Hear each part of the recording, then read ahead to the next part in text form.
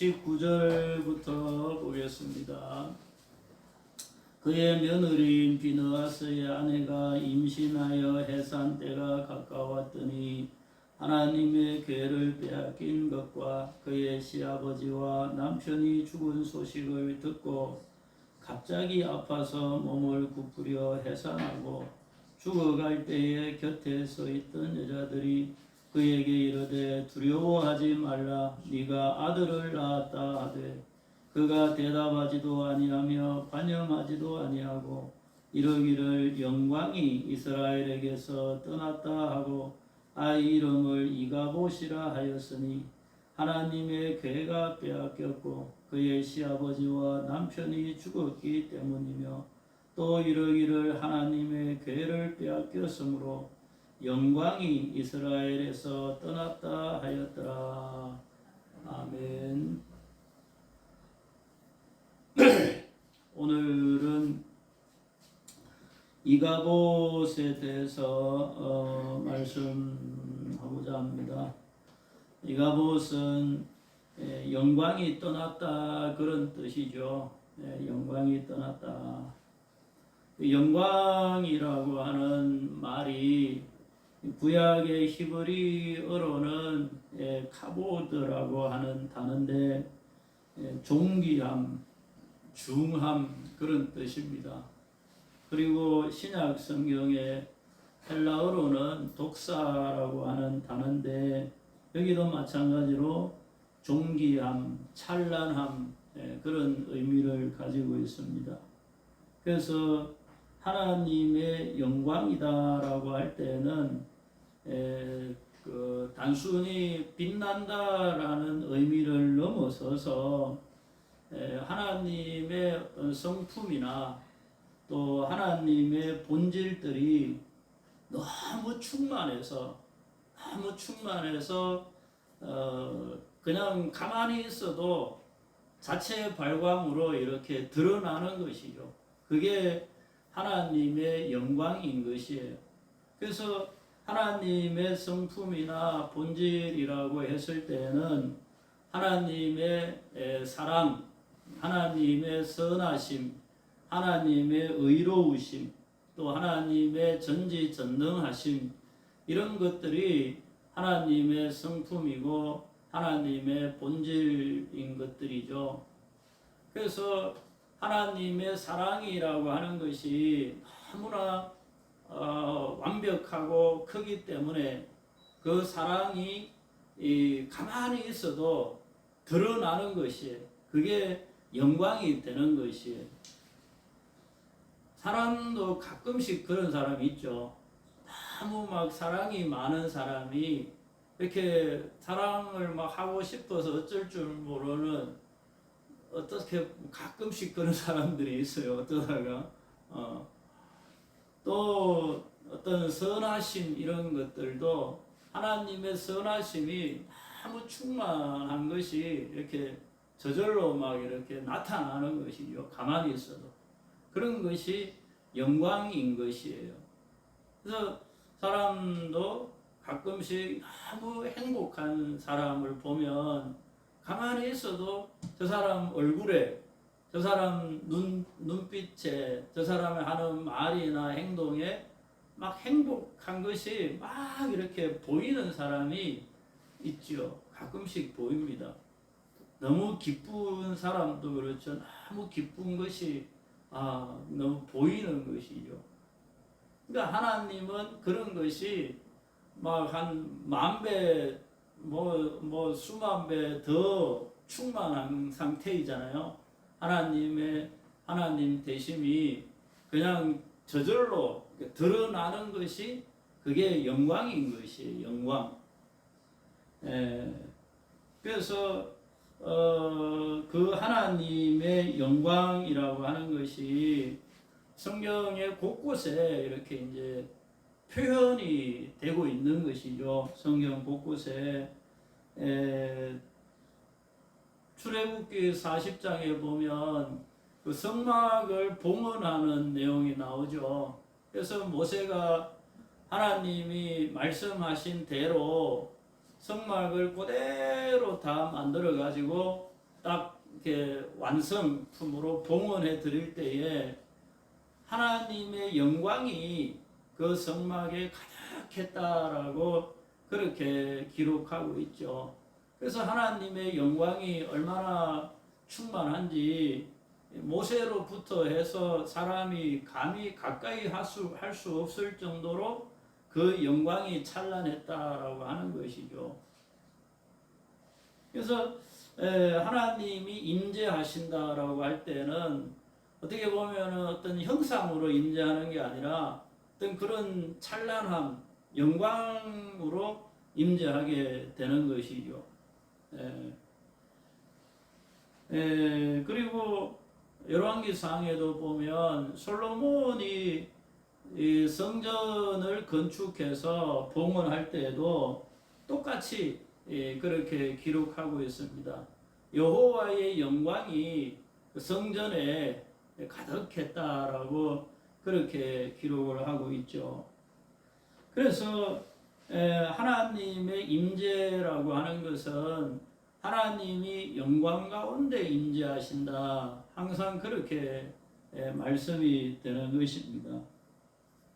그리고 특별히 이제 그 이사야서나 또 에스겔서에나 여기 보면 이사야 선지자가 환상으로 하나님의 보좌를 바라보거든요. 이사야서 6장에 보면은 이사야가 짐승도 있고 그 다음에 서랍도 있고 그런 이제 환상을 쭉 보는 장면들을 설명을 합니다. 거기서 이제 여호와의 영광이 온 땅에 충만하더라고 그렇게 기록을 하고 있는 것이에요. 그래서 하나님이 등장하실 때에 하나님의 어떤 그 모습을 표현할 때에 꼭 빠지지 않는 것이 하나님의 영광인 것이에요. 영광스러운 하나님, 이제 그렇게 되는 것입니다. 그래서 영광이라고 하는 것은 하나님의 완전하심에 대한 표현인 것이에요. 완전하심에 대한 표현. 그래서 하나님은 사랑이 완전한 사랑이기 때문에 그게 영광으로 나타나는 것이고, 하나님의 선하심도 완전한 선하심이 영광으로 나타나는 것이고, 하나님의 진리나 또 하나님의 사랑도 완전하기 때문에 그게 영광스럽게 이렇게 그냥 드러나게 되는 것이죠. 자연스럽게 드러나게 되는 것이에요. 그래서 하나님이 딱 나타나신다라고 하면 그냥 영광스러운 거예요. 딱 보기. 그래서 그 영광이 얼마나 찬란한가. 그래서 사람이 똑바로 쳐다볼 수 없는, 그래서 땅에 엎드릴 수밖에 없는 그런 영광스러움이 되는 것입니다. 그리고 이제 이 영광스러움을 이제 나타낼 때에 시편 19편 1절에 보면 하늘이 하나님의 영광을 선포하고 이렇게 이제 기록을 하죠. 그러니까 하늘이 하나님의 영광을 선포한다라고 하는 것은 하늘이 하나님이 만드신 피조물이잖아요. 그리고 사람 입장에서 보면 하나님이 만드신 피조물들 중에서 하늘이 가장 크게 보이잖아요. 그렇죠. 하늘이 누가 저렇게 하늘을 저렇게 만들었을까? 하늘을 제일 크게 보죠. 근데 그 하늘이 하나님의 영광을 선포하고 있다. 이런 거거든요. 그 말의 뜻은 뭐냐면 하늘을 보면 그걸 만드신 하나님이 얼마나 전지전능한지, 그걸 저런 하늘을 만드신 하나님이 얼마나 위대한지, 저런 하늘을 만드신 하나님이 얼마나 광대하신가, 이런 것들을 알 수 있다라고 하는 것이 이제 하늘을 보면 하늘이 하나님의 영광을 선포하고 있다. 이렇게 이제 설명을 하게 되는 것이에요. 그래서 하나님은 얼마나 대단하신 분인가? 하나님은 얼마나 영광스러운 분이신가? 하나님이 얼마나 광대하시기에, 얼마나 위대하시기에 하늘을 저렇게 만드실 수 있는가? 그렇게 하나님의 영광을 알 수 있게 된다. 이렇게 설명이 되는 것입니다. 그리고 이제 그 요한복음 1장을 한번 보십시다. 요한복음 1장이 이제 그 요한 사도가 예수님을 설명하는 장면이죠. 요한 1서 14장을 보면 요한복음 1장 14절에 보면 말씀이 육신이 되어 우리 가운데 거하심에 우리가 무엇을 보니 그의 영광을 보니 아버지의 독생자의 영광이요 은혜와 진리가 충만하더라. 이렇게 되어 있죠. 그러니까 예수님이 누구냐라는 것에 대해서 예수님은 1장 1절에 보면 태초에 계신 말씀이잖아요. 근데 그 말씀이 육신이 되어 우리 가운데 오신 분이 예수님인데 우리가 그 예수님을 보니까 아버지의 독생자의 영광이더라. 이렇게 설명을 하는 것이. 그러니까 예수님을 보니까 영광스럽더라는 거죠. 그 아버지의 독생자의 영광을 가지고 있더라. 그러니까 예수님은 하나님의 독생자다. 이렇게 이제 설명이 되는 것이죠. 그러니까 아버지의 독생자의 영광, 그 영광스러움이. 그러니까 예수님도 하나님의 독생자라고 하는 그것이 딱 보면은 자체 발광으로 이렇게 볼 수가 있다라고 그렇게 이제 요한 사도가 설명을 하는 것입니다. 그래서 그 아버지의 독생자인데 그 영광이 그런 영광인데 그 안에 은혜와 진리가 충만하더라는 거예요. 그 은혜와 진리가 충만해서 아버지의 독생자로서의 영광스러운 모습이 그냥 저절로 이렇게 나타나게 되더라. 이렇게 설명이 되는 것이에요. 예수님은 그런 분이시다. 그렇게 이제 설명이 되는 것이죠. 그래서 실질적으로 우리도 마찬가지로 우리도 하나님께서 사람을 창조하실 때에 하나님이 우리를 통해서 원하시는 것은 영광 받으시기를 원하시는 것이죠. 우리가 하나님께 영광을 돌려드린다 이렇게 되잖아요. 그러니까 하나님이 영광 받으시기를 원하시는 것이죠. 그러니까 우리를 통해서 하나님이 영광을 나타내시기를 원하시는 것이고, 그러니까 우리는 하나님의 영광을 나타내야 될 존재이기도 하고 하나님께 영광을 돌려야 될 존재이기도 한 것이에요. 근데 그만큼 우리가 잘해야 되는 거잖아요. 하나님의 영광이 되게끔 잘해야 되고 또 하나님께 영광을 돌리며 살아야 되는 거죠. 근데 막상 그렇게 잘 못 살잖아요. 하나님께 영광을 돌리며 살아야 되는데 맨날 하나님께 불평불만이 많지. 그럼 매일 하나님 앞에 뭐 그냥 아쉬운 소리 할 게 너무 많아.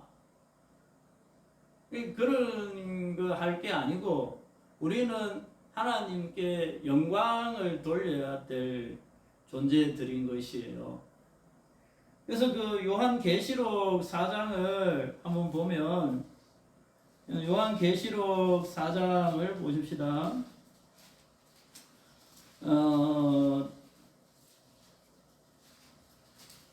4절에 보면 계시록 4장 4절에 보면 보좌에 둘러 24 보좌들이 있고 그 보좌들 위에 24 장로들이 흰 옷을 입고 머리에 금관을 쓰고 앉았더라. 여기 24 장로들이 머리에 이제 관을 쓰고 있는 거예요. 그게 이제 그 영광스러운 모습이잖아요. 그 보좌에 자기들이 이렇게 관을 쓰고 이렇게 탁 앉아 있으니까 얼마나 영광스러운 모습이에요. 24 장로들이. 그런데 10절에 보면 이렇게 돼. 10절 읽어봅시다. 시작.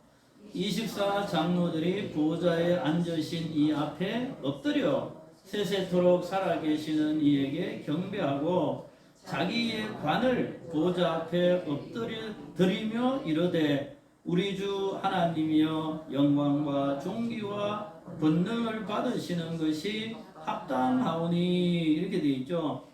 24 장로들이 하나님으로부터 이제 영광의 관을 이렇게 이제 받았었어요. 그런데 하나님이 딱 하나님 앞에 하나님이 나타나시니까 그 앞에 딱 엎드리면서 뭐라 그래요? 자기의 관을 벗어서 하나님 앞에 다시 돌려드리는 것이에요. 하나님 앞에 돌려드리면서 모든 영광, 하나님이 영광과 존귀와 권능을 받으시는 것이 합당하십니다. 이렇게 하나님께 다시 영광을 올려드리는 것이죠. 그러니까 나는 관을 받았을 그런 자격이 안 됩니다. 내가 받아야 될 영광이 뭐가 있습니까? 하나님이 다 영광 받으시기에 합당한 거지. 내가 뭘 잘했다고 이렇게 영광을 받겠습니까?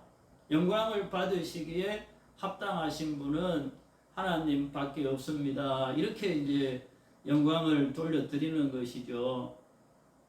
그래서 우리가 평상시에도 뭐 지금 24 보좌의 24 장로들이 이런 마음으로 하나님 앞에 영광을 돌려드리는데 우리는 뭐 훨씬 더 그래야 되잖아요. 우리는 24 장로들만큼 잘난 게 없는데 그렇잖아요. 그래서 하나님께 우리는 더 모든 게 다 하나님의 은혜고 모든 게 다 하나님의 사랑이고 뭐 그래서 하나님이 영광 받으시기에 합당하십니다. 이렇게 하나님께 영광 돌려드려야 되는 것이에요.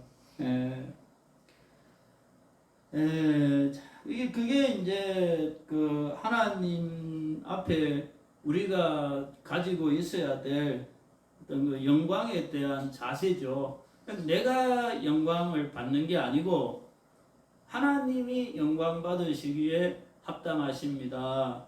항상 그런 마음으로 우리가 하나님 앞에 있어야 되는 것이에요.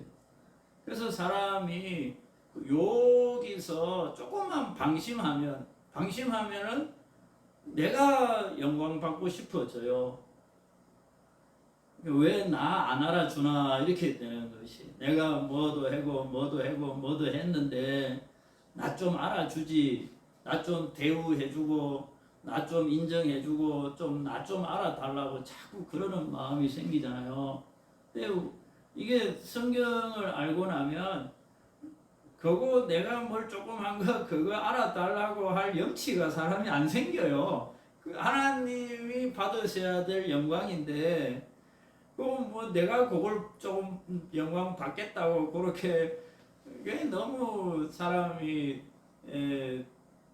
너무 작아 보이잖아요. 그래서 여러분들이 하나님 앞에 모든 영광은 하나님이 받으시기에 합당하시나이다. 늘 그런 마음을 잊어버리지 않도록 그렇게 살아야 되는 것이에요. 그리고 이제 오늘 본문에 와서 하나님의 영광이 이제 떠났다라고 이렇게 이제 표현되잖아요. 이가봇이라고 하는 이름의 뜻이 하나님의 영광이 떠났다. 그 영광이 떠난 것은 이제 엘리 가문에 내리신 하나님의 어떤 그 저주와 심판인 것이죠.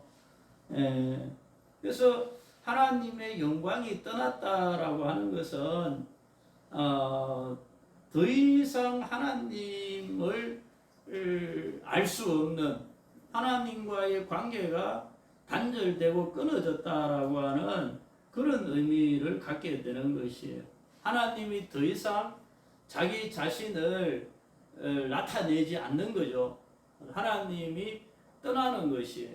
영광이 떠났다는 말이나 하나님이 떠났다는 말이나 똑같죠. 왜냐하면 하나님 자체가 영광이잖아요. 그런 것이. 그러니까 하나님이 나를 떠나시면 나는 아무것도 아닌 거죠. 그래서 우리가 늘 살면서 하나님이 나와 함께 하시는가라고 하는 것을 늘 이렇게 확인을 자꾸 해야 돼. 여러분들이 그 애를 키우면은 애기가 자꾸 뭐 확인해요? 옆에 엄마 있나 하고 자꾸 이렇게 더듬잖아요. 이렇게 자다가도 더듬어서 이제 확인하고 놀면서도 엄마 있나 늘 이렇게 확인하잖아요. 그런 게 우리가 하나님 앞에 꼭 있어야 될 자세가 그런 것이에요.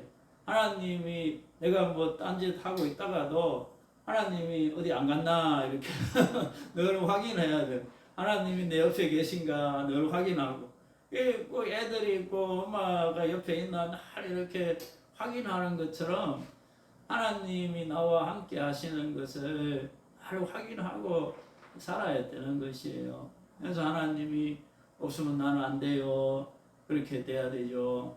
하나님이 없으면 나는 못 살아요. 이렇게 그런 고백이 돼야 되는 거죠. 근데 하나님의 영광이 떠났다고 하니 이제는 뭐 그 며느리가 죽죠. 죽으면서 하나님의 영광이 떠났다 이렇게 말하는. 하나님의 영광이 떠나면 죽는 것이에요.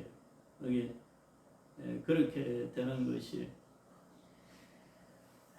그리고 이제 이것을 이제 잘 설명해주고 있는 말씀이 에스겔서예요. 에스겔서. 구약성경 에스겔서를 한번 찾아봅시다. 에스겔 선지자는 이제 그 1장에 보면 에스겔서 1장 1절을 한번 보면은 이렇게 돼 있죠. 30째 해, 이게 30째 해라는 것은 에스겔 선지자의 나이입니다. 나이. 에스겔이 이제 30살이 됐을 때에 그발 강가 사로잡힌 자 중에 있을 때, 이게 그발 강이라고 하는 거는 바벨론 북쪽에 있는 유브라테스 강에서 이제 흘러나오는 그런 강에 그발 강가에 이제 사로잡힌 자 중에 있었다. 이게 사로잡힌 자 중에. 에스겔 선지자하고 동시대에 활동했던 선지자는 누구예요? 다니엘 선지자죠. 다니엘. 다니엘 선지자는 어디서 주로 활동합니까? 왕궁에서 활동하죠. 바벨론 왕궁에서. 그래서 그 뭐 이제 왕이 주는 음식을 먹니 안 먹니 뭐 이렇게 다니엘은 총리도 하고 막 이러잖아요. 다니엘은 왕궁에 있고 다니엘하고 에스겔은 같은 때에 포로로 잡혀간 거예요. 같은 때에 포로로 잡혀갔는데 에스겔보다 다니엘이 나이가 조금 적죠. 좀 더 적어요. 왜냐하면 다니엘이 이제 그 음식을 먹냐 안 먹냐 막 이럴 때는 10대 때 10대 17, 8살 정도 됐을 때고, 지금 에스겔은 여기서 30살이라고 되어 있는데 2절에 보면 사로잡힌 지 5년째다 이렇게 되어 있잖아요. 사로잡힌 지 5년 지나가지고 30살인 것이에요. 근데 이때에 이제 하나님이 에스겔에게 이제 환상을 보여주는 것이에요. 이게 환상을 보여주는데 뭐 여러 환상들이 많은데 여기서 보면 이제 1장 26절에 1절 그 1장 뭐 내생물도 있고 뭐 바퀴도 있고 여러 가지 말들이 많은데 이거 앞에 거는 다 이제 26절을 설명하기 위한 것이에요. 여러 말씀들이 많이 나중에 설교할 때 자세하게 하겠습니다만 어쨌든 지금은 영광을 이야기해야 되니까 26절에 보면 그 머리 위에 있는 궁창 위에 보좌가 있다. 보좌. 그죠? 보좌가 있고 보좌 형상이 있는데 그 모양이 이제 사람의 모양 같더라 이렇게 돼 있잖아요. 그리고 이제 28절에 보면 그 사방 광채의 모양은 비 오는 날 구름에 있는 무지개 같으니 이는 여호와의 영광의 형상의 모양이라 이렇게 돼. 여호와의 영광의 형상의 모양이다 이렇게 돼 있죠. 그러니까 에스겔 선지자도 하나님의 그 보좌를 본 거예요. 그리고 그 보좌 위에 앉으신 이를 바라보는데 그 보좌 위에 앉으신 이가 얼마나 영광스러운가라고 하는 것을 광채라는 말로 불 같다, 광채가 난다 이렇게 표현하죠. 27절, 28절에 보면 그렇게 돼 있어요. 불 같다, 광채가 난다, 영광의 형상의 모양이다 이렇게. 이게 하나님이신 거죠. 근데 이 하나님이 이제 10장에 가서 에스겔서 10장을 가서 봅니다. 10장에 가서 보면 이제 8장부터 보십시다. 8장부터 보면 8장 1절에 이제 그 여섯째 해야 되지. 여섯째. 그러니까 사로잡힌 지 여섯째 해가 된 거예요. 이제 여섯째 달 초다스에 나는 집에 앉았고 유다 장로들은 내 앞에 앉았는데 주 여호와의 권능이 거기에서 내게 내리시니 내가 보니 불같은 형상이 있더라. 그 허리 아래의 모양은 불같고 허리 위에는 광채가 나서 단쇠 같은데 그가 손 같은 것을 펴서 내 머리털 한 모숨을 잡으며 주의 영이 나를 들어 천지 사이로 올리시고 하나님의 환상 가운데로 나를 이끌어 어디로 데리고 가세요? 예루살렘으로 데리고 갔다 이거예요. 그러니까 지금 에스겔 선지자가 있는 데는 바벨론이잖아요. 바벨론 그발 강가에 자기 집에 있었단 말이야. 그렇죠? 바벨론 포로로 잡혀가서 그발 강가에 있는 자기 집에 있었는데 거기에 이제 유다 장로들도 같이 있는 중에 하나님이 이 손이 이렇게 에스겔의 머리를 이렇게 탁 머리카락을 탁 잡아가지고 예루살렘으로 탁 옮겨놨다 이런 말이에요. 그래가지고 이제 그 에스겔 선지자가 이제 예루살렘에서 이제 어떤 일들이 일어나는가 이런 거를 보는 것이에요. 그 뭐 8장 밑으로는 이제 이 이스라엘이 예루살렘에서 섬기던 온갖 우상 숭배에 대한 내용들을 쭉 보여주는 내용이에요. 그리고 이제 9장에 와서 에스겔서 9장 3절에 보면 그룹에 머물러 있던 이스라엘 하나님의 영광이 하나님의 영광이라고 되어 있잖아요. 하나님의 영광이 성전 문지방에 이르더니 이렇게. 그러니까 하나님의 영광이 지금 예루살렘 성전 문지방에 서 있는 거야. 왜 문지방에 왜 서 있냐 하면 하나님이 이제 예루살렘을 떠날 준비를 하는 것이에요. 예루살렘을 떠날 준비를. 그래서 10장에 가서 10장 4절에 보면 10장 4절에 여호와의 영광이 그룹에서 올라와 성전 문지방에 이르니 구름이 성전에 가득하며 여호와의 영화로운 광채가 뜰에 가득하였고 이렇게 이제 문지방이 있고 그 다음에 성전이 있고 광채가 뜰에 가득하고 이렇게 이제 돼 있잖아요. 근데 이게 왜 이렇게 말씀이 되느냐 하면 이제 하나님이 그 예루살렘을 떠나시는 장면을 이렇게 설명을 하고 있는 거예요. 예루살렘이 원래 하나님의 성전이 있는 곳이고 거기서 하나님을 잘 섬겨야 되는 거잖아요. 근데 8장에서 에스겔 선지자에게 그 예루살렘에서 우상 섬기는 것을 계속 보여주거든. 예루살렘이 이렇게 우상을 섬겼다. 그러니까 예루살렘이 성전에서 하나님은 안 섬기고 이런 우상을 잔뜩 섬기는 것을 8장에서 다 보여주는 거예요. 그러면서 이제 10장에 와가지고 나는 이제 예루살렘을 떠난다라고 설명을 하는 것이에요. 그래서 18절을 봅니다. 10장 18절에 18절 19절에 보면 이제 떠나는 장면이에요. 여호와의 영광이 성전을 떠나는 장면이야. 여호와의 영광이 성전 문지방을 떠나서 그룹들 위에 머무르니 그룹들이 날개를 들고 그 눈앞에 그 땅에서 올라가는데 그들이 나갈 때 바퀴도 그 곁에 함께 있었더라.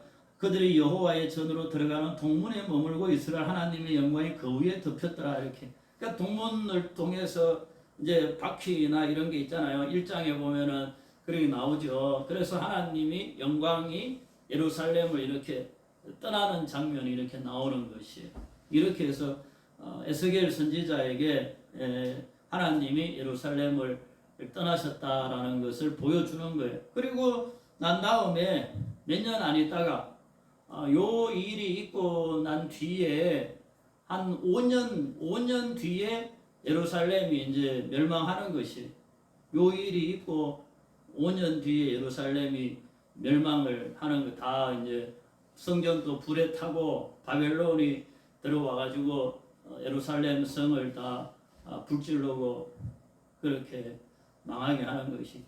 그 전에 하나님이 에스겔 선지자에게 하나님의 영광이 예루살렘을 떠나는 것을 보여주고 있는 그런 장면인 것이에요.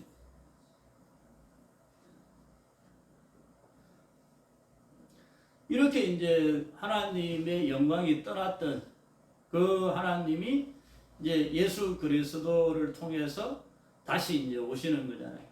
그리스도를 통해서 하나님의 영광이 다시 임하게 되는 것이죠. 그래서 이제 이것이 이제 우리가 가야 될 새 하늘과 새 땅이라고 이야기할 때에도 새 하늘과 새 땅의 제일 큰 그 의미는 하나님의 영광인 것이에요. 그렇죠? 계시록 21장을 봅시다. 계시록 21장에 가서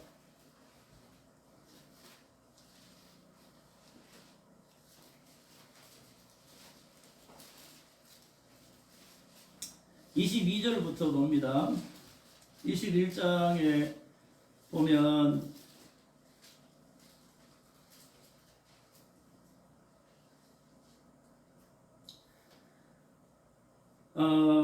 이제 새 예루살렘을 보여달라 뭐 이렇게 되잖아요. 21장 9절에 보면 어린 양의 신부를 보여달라 이렇게 되어 있어요. 어린 양 신부 곧 어린 양의 아내를 보여달라. 이러니까 이제 10절에 보면 새 예루살렘 성 예루살렘을 보이니 이렇게 거룩한 성. 그래서 뭐 이렇게 문이 뭐 어떻고 벽이 뭐 어떻고 쭉 이렇게 나오잖아요. 그 쭉 나오고 그리고 난 다음에 이제 22절부터 보면 그 성 안에는 내가 성전을 보지 못하였다.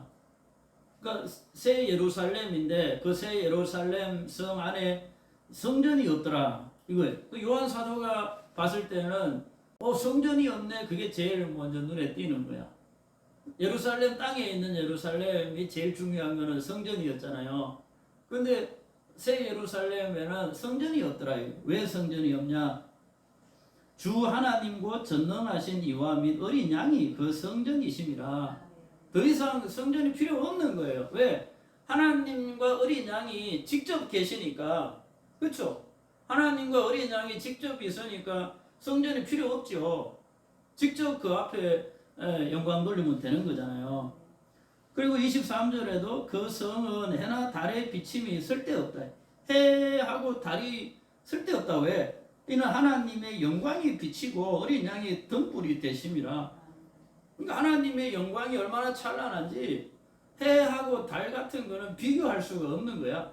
해하고 달이 뭐 얼마나 밝아도 하나님의 영광하고는 비교할 수 없을 정도다. 그러니까 새 예루살렘에는 성전도 없고 해도 없고 달도 없다. 다 하나님의 영광이 가득한 것이요.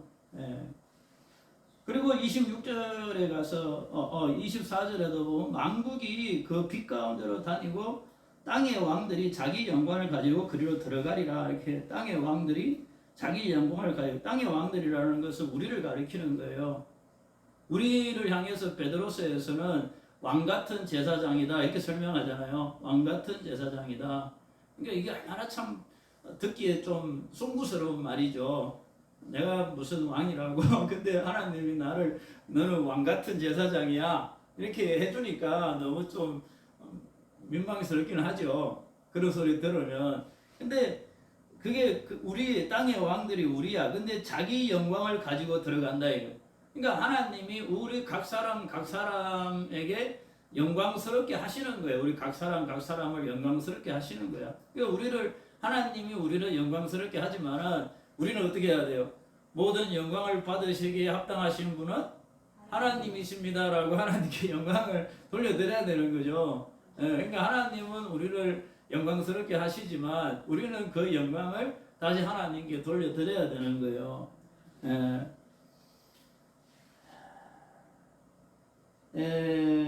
그리고 25절 말씀에는 낮에 성문들 다들 도무지 닫지 아니하리니 거기에는 밤이 없음이라. 이렇게 밤이 없다. 그 하나님의 영광이 얼마나 찬란한지 해도 없고 달도 없고 밤도 없고 그게 바로 새 예루살렘이다. 이렇게 이제 말씀을 하는 거죠. 여기가 우리가 가야 될 곳이다 이 말이에요. 우리가 가야 될 곳이 이렇게 영광스러운 곳이다. 이렇게 설명을 하고 있는 것이. 그러니까 이가봇이라는 말은 하나님의 영광이 떠났다라는 말이지만 하나님은 다시 예수 그리스도를 통해서 우리를 그 영광 가운데로 다시 인도해 주시는 것이죠. 그래서 이스라엘을 떠났던 그 영광이 예수님을 통해서 다시 우리에게 하나님이 영광을 주시는 거예요. 예수 그리스도를 통해서 영광의 나라, 하나님의 나라, 새 예루살렘, 거기에 이제 우리가 들어가는 것이 영생이고 구원이고 그런 것이죠. 그래서 하나님의 영광 가운데에 영생하는 것이 그게 구원이 되는 것이에요. 그래서 이 구원이 이루어지기까지 여러분들이 믿음을 끝까지 잘 지켜내는 게 우리의 사명인 것이고 또 내가 살았을 동안 그리스도의 증인으로서 땅 끝까지 복음을 전하는 것이 우리의 사명인 것이죠. 그렇게 살다가 하나님의 영광의 나라에 영광스럽게